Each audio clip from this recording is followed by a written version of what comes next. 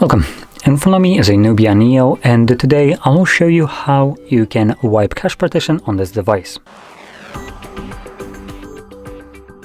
So to get started, you want to hold your power button, and from here you want to select power off once it shows up.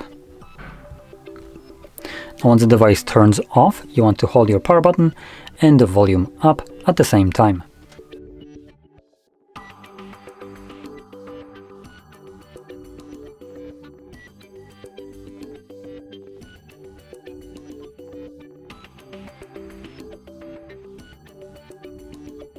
And as you can see, this will boot us into recovery mode. And here, using volume buttons to navigate, so for instance volume down to scroll down, you want to select wipe cache partition and then confirm it using your power button. Select yes. And after a brief moment, reboot system now will be selected by default with the message at the very bottom saying cache wipe complete. So all we need to do is just press power button once again to get back into the Android.